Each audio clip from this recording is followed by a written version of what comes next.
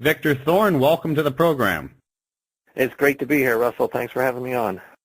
Victor Thorn is a controversial author of well over 50 books. He's a regular on the talk show circuit, and by popular demand, he's here today.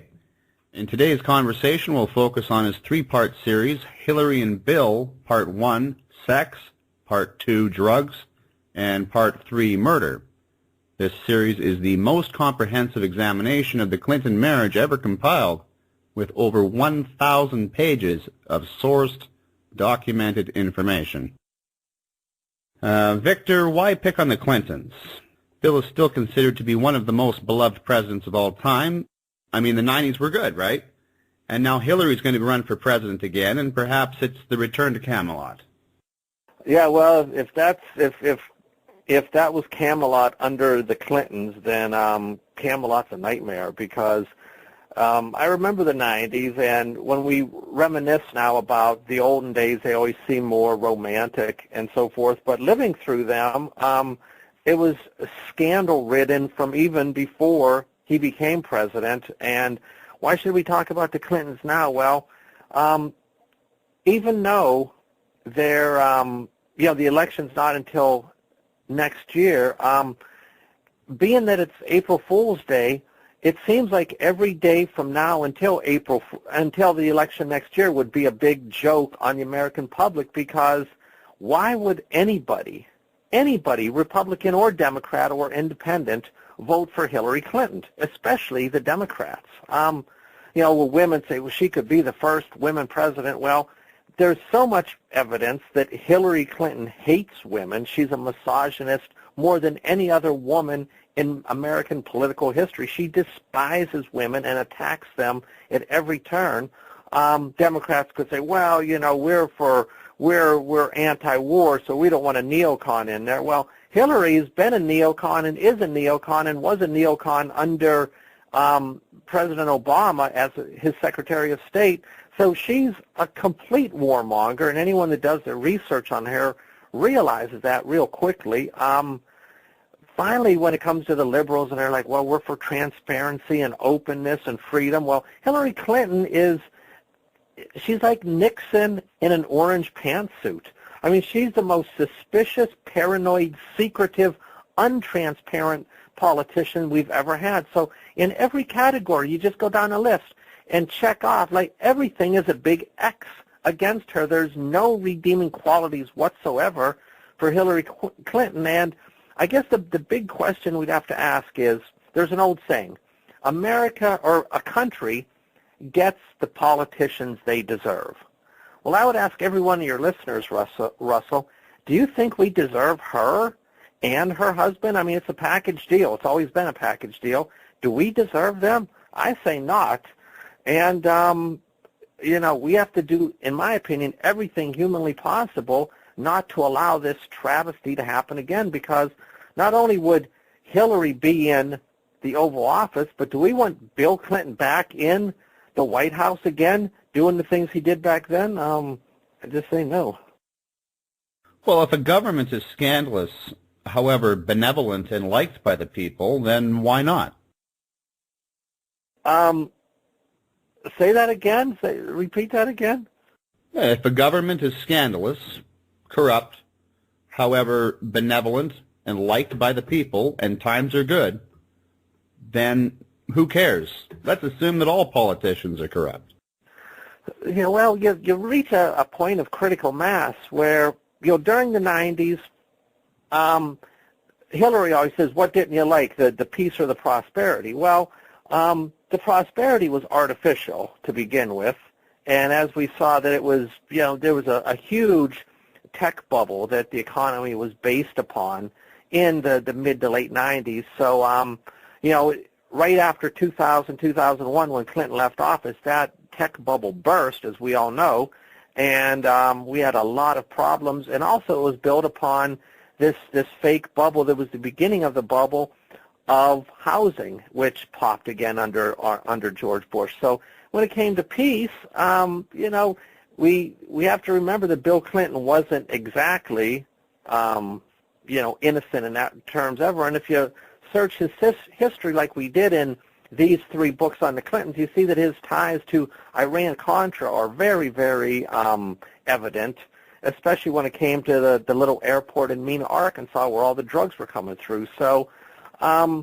you know, it's easy to gloss over this stuff and say, oh, it was peace and prosperity, but it really wasn't. And when you look at the cultural decline and what we especially see now with cultural Marxism, this all started and came to the forefront under Bill Clinton, where it's like, well, it's his personal life, what does it matter? Well, once you get over that and there is no, you know, judgment, there is no consequences for actions, there's no retaliation for lying under oath as the President of the United States.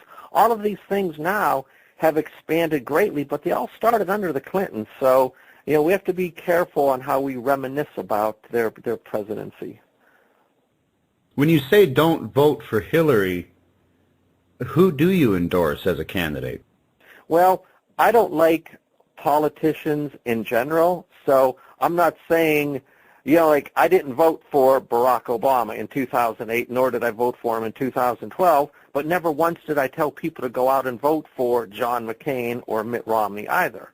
So I'm highly, highly suspicious of all politicians, and you know, back at least 10, 15 years ago, there was at least somewhat of a viable third-party candidate. You know, they only get 1% of the vote, but in the last two elections, there wasn't even a third-party candidate that made it to the ballot in Pennsylvania, where I live. So when you ask me who am I saying to vote for, I guess when I examine politics, my philosophy is more who do you vote against more so to prevent them from going into office, as opposed to who do you vote for because you support them or you're you know, fired up and inspired by them. It's regrettable, highly regrettable, that Barack Obama fooled so many people with his magic tricks in 2008 with Hope and Change. And, you know, beginning in 2007 for American Free Press, which I write for every week, you know, I must have written 150 articles warning people over the years about Barack Obama. Well, sadly, not enough people listened, and they fell under the hypnosis and under the spell of Obama. And as we now know, 6 years later, we have a catastrophe on our hands with this president. And you know, it's an old magic trick. Pull the rabbit out of the hat. That's all Obama did, and people fell for it. Why? Because he could give a good speech, and with his neuro-linguistic programming, he could bring people under his spell, and they were hypnotized, and they went in and voted for him, and this is what we got. So, how do you mean neuro-linguistic programming? Well, there's so many techniques, and it would take way, way too long to describe it here, but all anyone has to do is go onto Google, punch in neuro-linguistic programming, Barack Obama, or just the subject in general. And, you know, it was started by a psychologist named Eric Erickson, and it's a whole variety of techniques that are used by statesmen or politicians and so forth. And it's little subtle, almost subliminal tricks that they use to cast people under their sway and put them in a spell. And, you know, I've read numerous books on the subject and, you know, watched some videos. And when you see firsthand how these people do it by repeating certain phrases or using hand motions or all of these different techniques, that it's hypnosis. And Barack Obama became a master magician at learning all of this stuff. And, you know, Barack Obama's not an intelligent guy. What he is he's good at reading a teleprompter. And between reading the teleprompter and NLP techniques, he fooled way, way, way too many people. Some of them who've wised up by now, others who, out of, you know, sheer ego or embarrassment, still won't admit the dramatic mistake that they made. But, yeah, we have to be smarter than this. We can't live in children's world and fall for such, essentially what it is stage magic. So, I think most people have come to realize that Barack Obama isn't a great president. He's certainly not going to be put on Mount Rushmore. Well, that's good. That's good. Well, let's talk about the first book first. Sex. What perversions are the Clintons into? Well, the book opens with a chapter on a woman named Juanita Broderick. And without exaggerating, quite literally, Bill Clinton raped her. Not only did he rape her, but he nearly bit her lip off in the process. Now, this is an old, not that I know anything about rape firsthand, but in studying this book, what I learned was that a lot of rapists, they'll go down and they'll bite their victim on the mouth to prevent them from screaming. Well, Bill Clinton nearly bit off the lip of Juanita Broderick while he was raping her. May I stop you there? Was this not an allegation that she made like 20 years later? Actually, this stuff came out many years later, but she was making these allegations shortly after the fact, within days of it. And, when Bill Clinton, according to her story, when Bill Clinton was done raping her, her lips were swollen and bleeding, and Bill Clinton gets up, he starts putting his clothes back on, and he says, "You better get some ice for that mouth of yours." And this is the callousness of the Clintons that, Juanita Broderick isn't the only one by a long shot. This book is, 200 and some pages long, and it goes through case after case after case of women like Paula Jones and Kathleen Willey and Jennifer Flowers and on and on and on. And the women that spoke out about it later came under the attack machine of Hillary Clinton and her thugs. So this isn't like Hillary didn't know what was going on. She knew precisely what was going on the whole time. And in fact, I make the contention in this book that what they had was really a prearranged marriage, because the powers that be that saw the potential in Bill Clinton and wanted him to become president also realized what a serial psychopathic sexual predator that this guy was. They needed someone to be his fixer and his handler and someone to clean up the messes. So they hooked Hillary up with Bill, and they've been a team ever since. This is sordid beyond sordid. And, for someone who claims to be a champion of women's rights, if you examine the history of Hillary Clinton and what she's done and has had other people do to women, it's appalling beyond words. So who in their right mind, whether they're a feminist or not, would want this type of situation back in the Oval Office? It's beyond my comprehension, because they're evil, despicable people. Yeah, then why would the powers that be pick people like the Clintons? Couldn't they pick other people without such a shady past? Well, when you get to the highest echelons of power, you have to understand that global politics is an organized crime syndicate.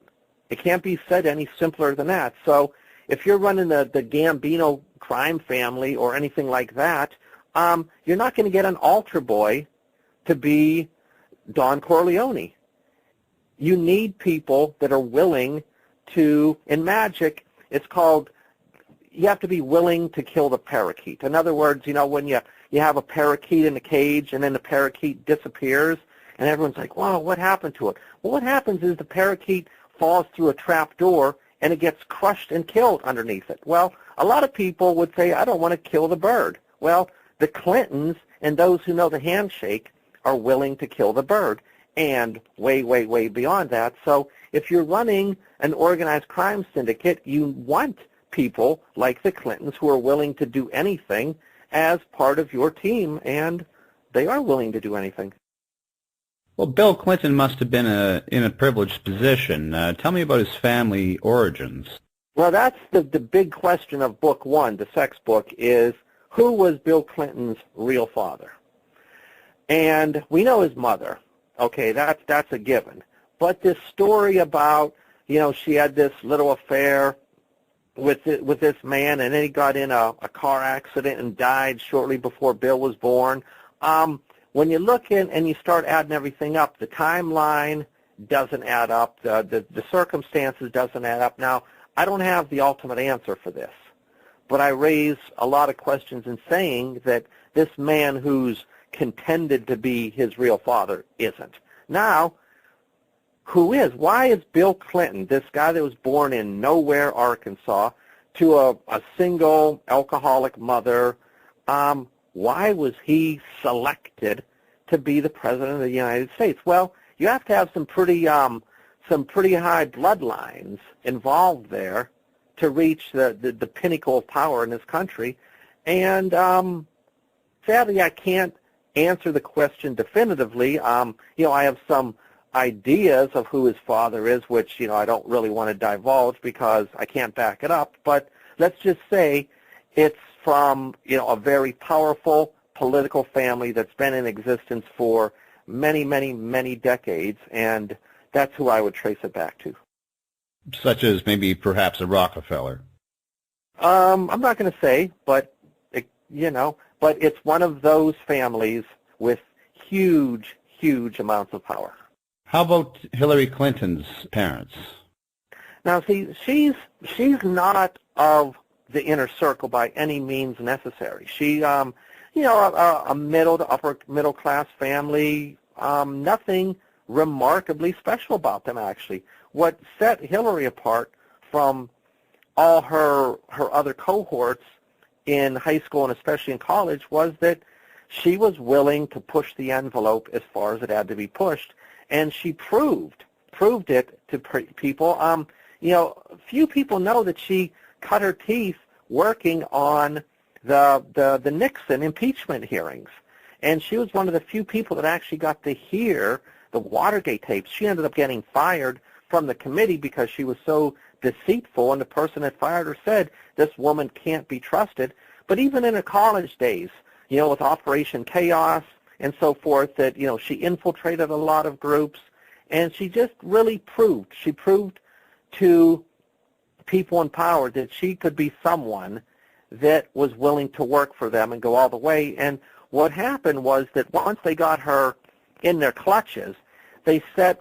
See, Hillary in her earliest days didn't know the way the game was played ultimately. So what they did was they roped her into a few quick scandals like the cattle trading futures, where she made literally $100,000 overnight, and a few other things like Whitewater and so forth. And what they did was they got her in already. So they had all of this stuff hanging over her head, and the deeper she got in, the more things they had to hold over her head. So they really trapped her, and when she finally learned how the game was played, well, it was already too late at that point. So, in for a penny, in for a pound at that stage.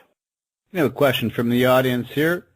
Ask about Hillary's time and use of the pedophile cult Children of God, the Family International. Well, I don't know anything specifically about that, and I'm pretty certain I didn't include any of that in the book. But what's interesting is that in the last couple months there's been all these revelations about Jeffrey Epstein and how he was taking these trips to what was called Pedophile Island. And one of his frequent co-flyers during these trips, and I think it was 12 times or 16 times, was Bill Clinton. And I interviewed somebody for an article for American Free Press that really had the lowdown on this guy, and you can find the article on AmericanFreePress.net and read all of the details. But, this Jeffrey Epstein had, 20 different ways of communicating with Bill Clinton, his personal emails, personal phone numbers, everything like that. And he was in like Flint with Bill Clinton, and Clinton was going to this island with Jeffrey Epstein. So even though it doesn't directly answer the question, because I didn't have any information on that, in a timely fashion with Epstein, Bill Clinton is right there alongside him. Birds of a feather flock together. So, that's the best I can do on that one. It's a comment from the audience. The Clintons were the first fake family in the White House, but the Obamas are a magnitude more advanced in their fakery. Would you agree? Oh, that's very interesting, and yeah, that goes back to what I said at the top of the show here, was that the Clintons had a prearranged marriage, in my opinion. I think there's a lot of evidence to back it up, and with Bill's taste in women, there's no way that he would be attracted to Hillary. What happened was essentially that he was told by his handlers that, look, you're out of control, you need someone that's going to clean up your messes after you, and he reluctantly agreed to it. There's scene after scene of their battles in the White House, flying lamps, and Hillary's fingernails across Bill's face, and fights and brutality, and threats of divorce. Now, when it comes to the Obamas, I don't know how much I want to go into this, but there's many stories floating around about these people that I don't think the real truth will come out for another 10 or 20 years after they leave office. And you know how this happens, that, with John Kennedy, it wasn't until 10, 20 years later that, Marilyn Monroe and all the real stories came out. So all I can say is I think there's a total freak show going on inside that White House. And what you see as Barack and Michelle Obama, there's much, much more to the story than meets the eye. Do you think Michelle is a man?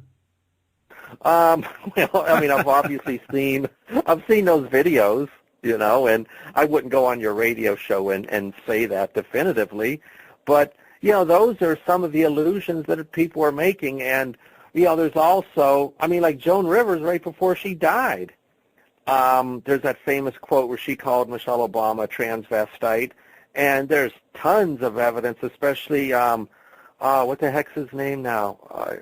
I forget his name, but Larry Sinclair, who wrote a book, devoted an entire book to his homosexual affair with Barack Obama, and also their use of cocaine together.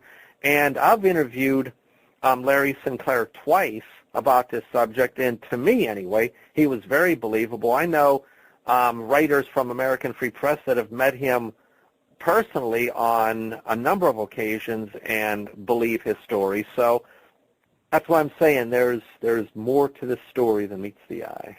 Book 2, Drugs. How are the Clintons involved in drugs? I know that he smoked, but he didn't inhale. Yeah, he didn't inhale.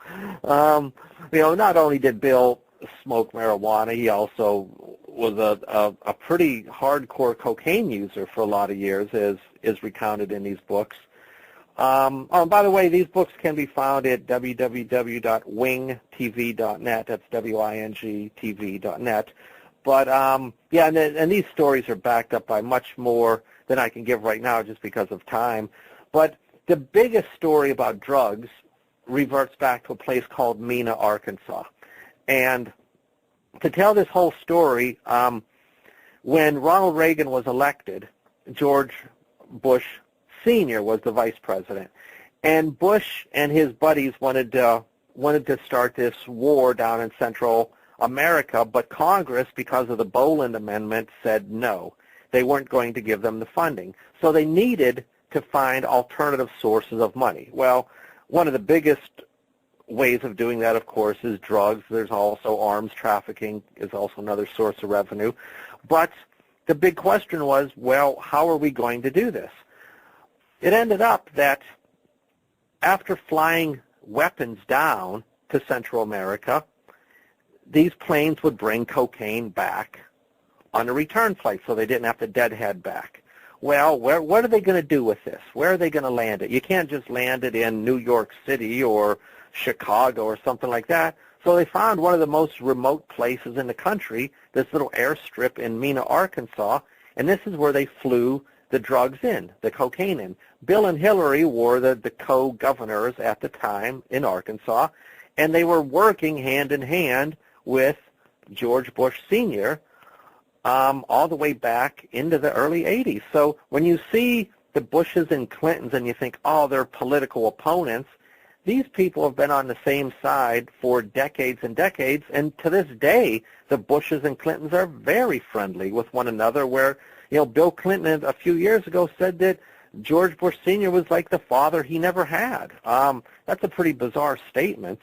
But so anyway, they were running the drugs into Mena, and from there they were dispersed to, points across the country, especially Los Angeles in the mid to later 80s, and that was where the whole crack epidemic started. And I was living in L.A. at the time and saw firsthand the devastation. It was atrocious what was happening in L.A. at the time. But so now there's all this money coming into Arkansas from the drugs, and Bill Clinton is laundering it through the BCCI, the Bank of Criminals and Corruption. He also established this slush fund, which was called the Arkansas Development Finance Authority, which was, in essence, basically like the Clinton Foundation is today. Unaccountable. They don't have to reveal where the money's coming in, what it's spent on, and basically it was their own private money fund that they could use to finance their further campaigns, to pay off hitmen, on and on and on, silence witnesses, give it to women so they wouldn't blow the whistle on Bill. And the MO that they were using back in the 80s is, in essence, the same one that Hillary's still using today. She has her own private email service.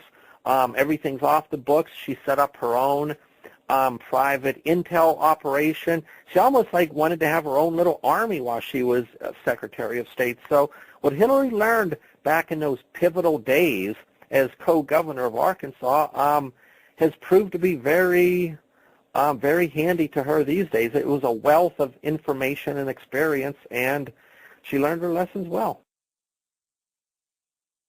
I have another question from the audience here. What happened to Wing TV?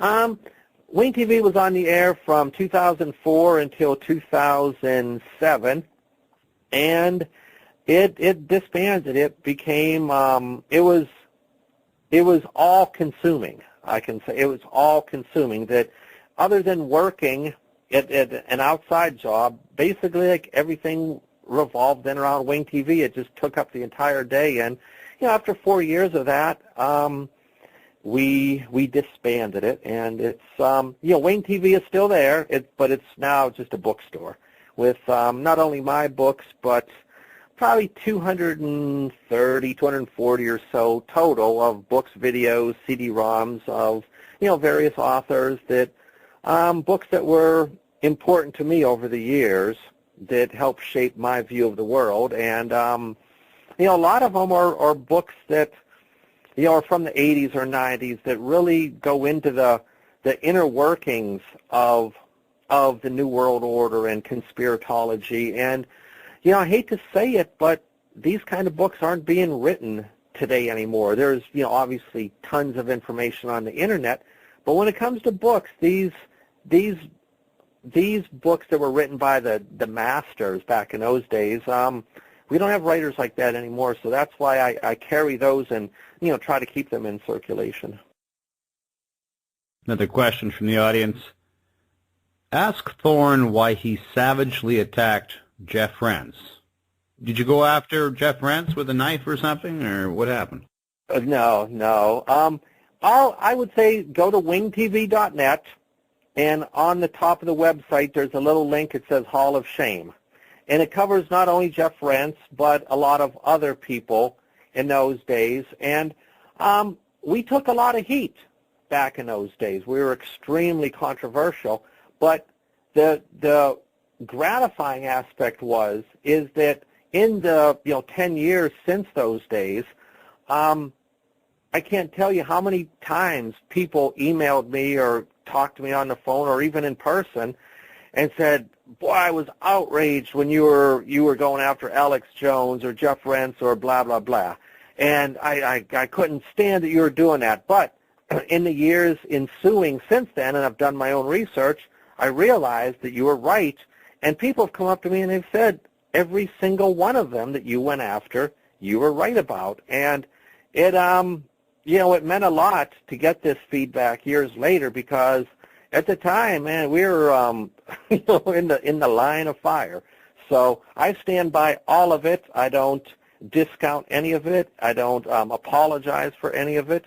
And I think I'm exactly spot on in all of it. In your books, you talk about Monica Lewinsky's possible role as a dual agent for a foreign intelligence service. Do you think that woman's smart enough to have pulled that off?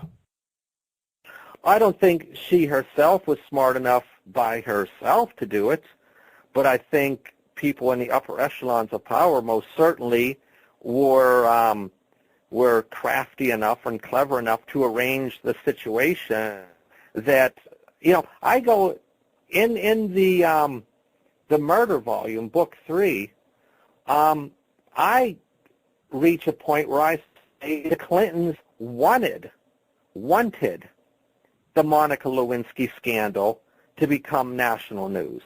Now, every person listening to this that's not familiar would say, Victor Thorn's completely insane. It was the biggest scandal of any president ever. Why would they deliberately want this to happen?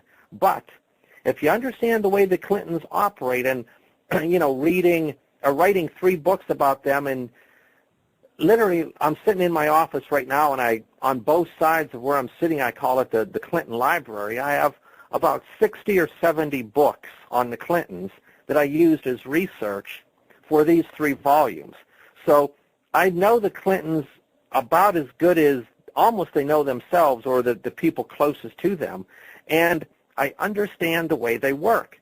And when it came to the death, you could call it the murder of a guy named Ron Brown, who was the Commerce Secretary, the Clintons were getting a lot of blowback from this, so much so, especially from the black community, that it was getting ready to explode. And I contend in this book that to distance themselves and to create a new script in the media, that they deliberately allowed the Lewinsky scandal to come there, because as soon as this happened, the next day everyone was like, Ron Brown, who? He was completely erased off of the landscape, and every newspaper, telecast, radio show, everything in the world was Bill Clinton and Monica Lewinsky. And yeah, they took a lot of heat for it, but it was better than murder.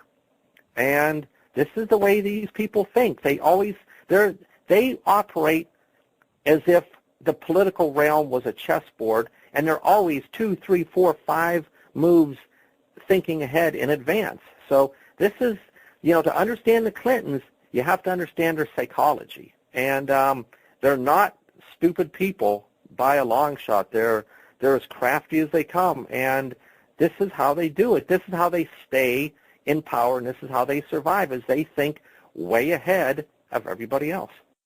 Audience question: I would like to know more about the Clinton Foundation and who their donors are, and when or if she will ever disclose who they are, her being Hillary Clinton.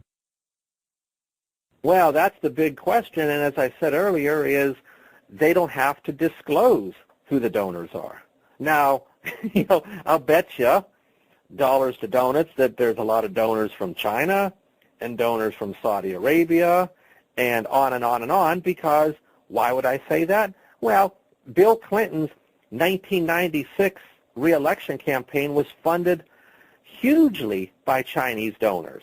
And this whole thing, that's one of the reasons why Ron Brown, the Commerce Secretary, had to be eliminated, because he was Hillary's bag man, and there was an investigation, and he was coming under fire. He went in to see Bill Clinton. He said, look, I'm too old to go to prison. His son was also involved in it too. He says, I can't go to prison. Get me out of this. And the Clintons always need a fall guy, so they don't have to take responsibility for their actions. Bill Clinton told him no. And Ron Brown then said, if I go down, I'm taking the whole house of cards down with me. Well, a few weeks later, Ron Brown's plane crashed. It was called spoofing. It was deliberately crashed, and he was eliminated. So getting back to the question, that these are the kind of donors that the Clintons don't want anybody to know about. More so is they don't have to disclose how the outgoing money, where that goes to. So, for next week's American Free Press, I wrote an article about Hillary running an off-the-books intel operation while she was Secretary of State. Well, how does she pay the people? Obviously, she can't go to the State Department and have them start writing out checks to all of these people like Sidney Blumenthal, because there would be a paper trail. So what do? They pay them off the books from the Clinton Foundation, and voila, nobody can find it. It's kind of like Hillary wiping clean her server. This is the way they work. This is the way they've always done it. And it shouldn't surprise anybody. So, going back to the beginning of the show, when you say, why shouldn't people vote for Hillary Clinton, everything I've said so far in this interview points to these are sneaky, furtive, paranoid, corrupt individuals that know every dirty trick in the book. They've written the book a lot of the times on how to do this stuff and get away with it. When Bill Clinton faced against George Bush Sr. for his re-election campaign, the Clintons became backed by the Israeli money. Was that not the turning point in that campaign? Well, that very well could have been, for sure. And I have a theory on the way the political game works. And here's what it is, real quickly. Since John Kennedy was elected until Barack Obama leaves office, from 1960 to 2016, 56 years will have passed. Okay? In those 56 years, 28 of them have had a Republican in the White House, and 28 of them have had a Democrat in the White House. So what happens is we see a pendulum back and forth, and that's the only way that they can keep it working is to keep both sides happy. So for, you had 8 years of Clinton, 8 years of Bush, 8 years of Obama. I think next time it's going to swing to the Republicans myself. But when you had 12 years then of basically a George Bush Sr. presidency, at least a shadow presidency, 8 under Reagan and 4 under Bush Sr., that the pendulum had to swing. And these political families don't have a problem throwing the fight. So when Bush Sr. ran against Bill Clinton, it was known beforehand that, look, you were president for 12 years, you were CIA director, your involvement in the Kennedy assassination is well known, you've been in the game, it's time to take a powder, so to speak, and we're going to let the new boy in.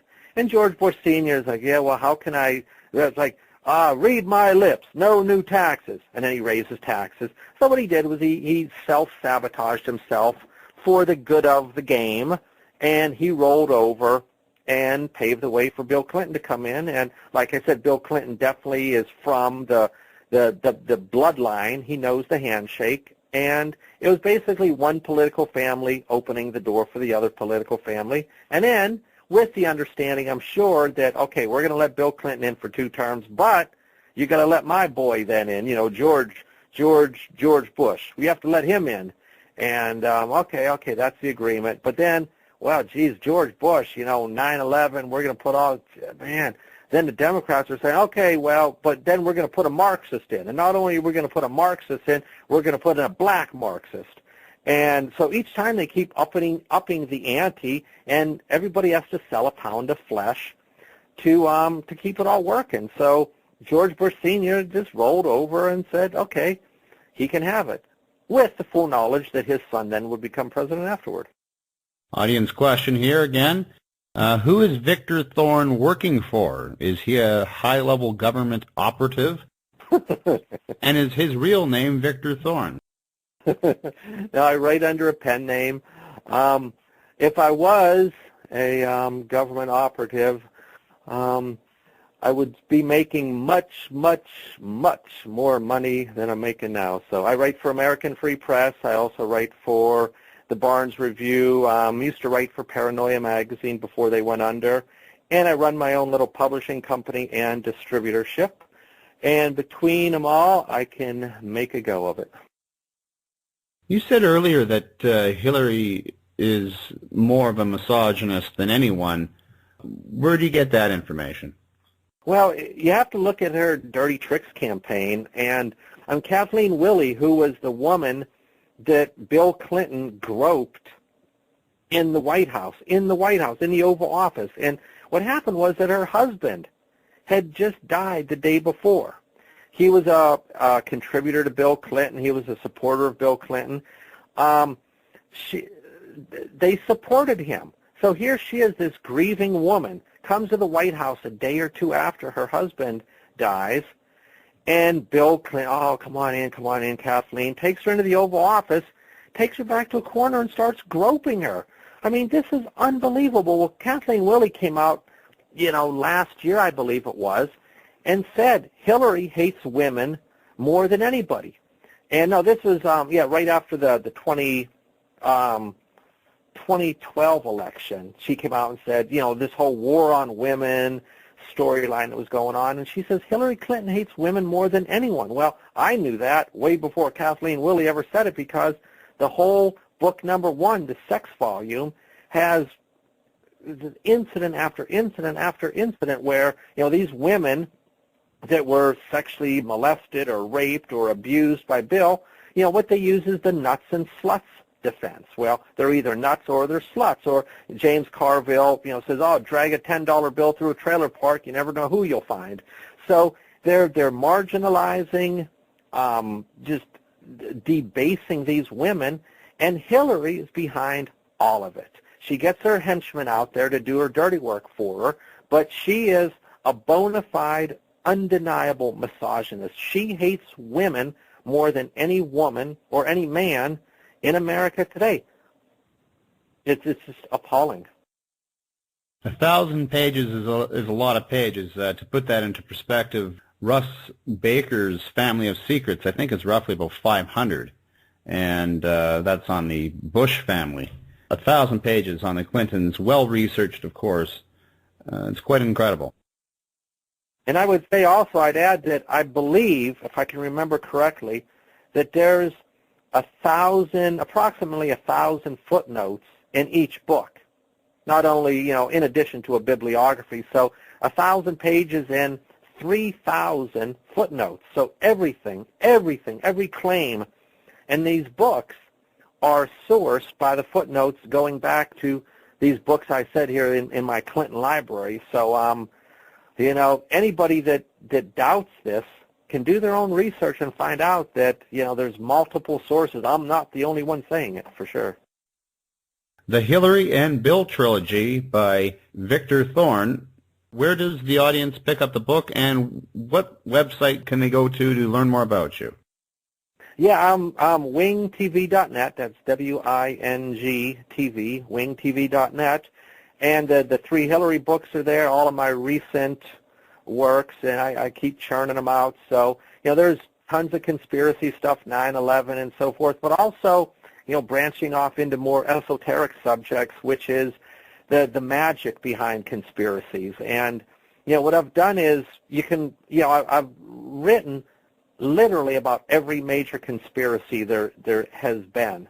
And what I've done now is I've evolved past that into the realm of the magic behind it. And this is, to me, even more interesting because you can understand the nuts and the bolts of, when was John Kennedy assassinated, the 3 tramps, and all the statistics and the information.